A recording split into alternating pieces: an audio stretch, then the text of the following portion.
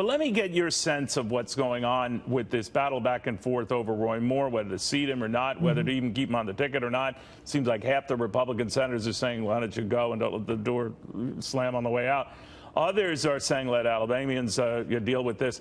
But the other issue that comes up is this battle between, I guess, the establishment, Pat, and the so-called renegade group that that argue, hey, this is our guy, Roy Moore is our guy. These renegade-type, primary challenger types that are victorious are our guys.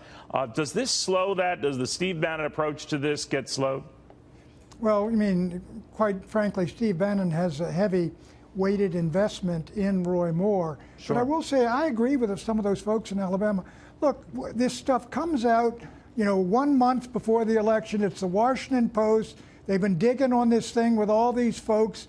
And the clear shot, this is a kill shot aimed at Roy Moore. I'm not saying it's untrue what they've been writing, but there's no doubt about the motivation. This is to try to get rid of a Republican Senate seat in Alabama. So I say, more facts are going to be coming out, and I would just say, look, let the folks in Alabama decide this in December. If there's a really horrible situation in January, Republican caucus can deal with that then, but there's no reason they should turn the Senate seat over to the party of Chuck Schumer because something was done wrong 40 years ago. So when you hear Speaker Paul Ryan and others like Mitch McConnell say, I believe the women, what do you think?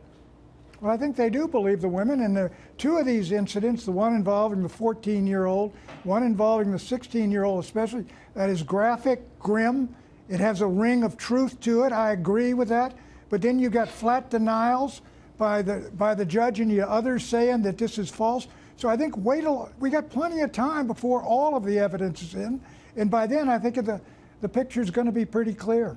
You mentioned at the outset with the size of the tax cuts and all. I've always believe that Republicans are playing on defense on this. They're afraid to look at across-the-board cuts. I know reconciliation and what's involved with that and making the numbers add up. But it seems like on every key issue, they retreat or they're afraid to just be who they are. And I'm wondering if that's going to come back to bite their heinies.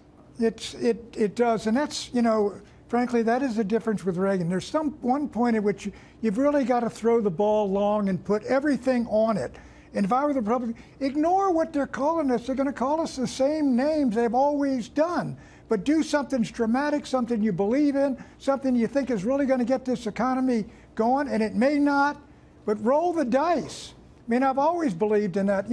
My view is I'd do away with the corporate income tax and replace it with a 20% tariff on foreign manufactured goods and foreign goods coming in. Take all that revenue, cut taxes on American production.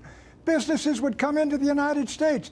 These inversions, these companies would be relocating in America, which has a zero tax rate. I mean, Lexus, you could put a 20% tariff on Lexus is made abroad, zero on Lexus is made in the United States. I mean, this is a kind of boldness I really would like to have seen the party go for. But this is still a good bill. I don't want to knock it. Those guys have worked very hard on it.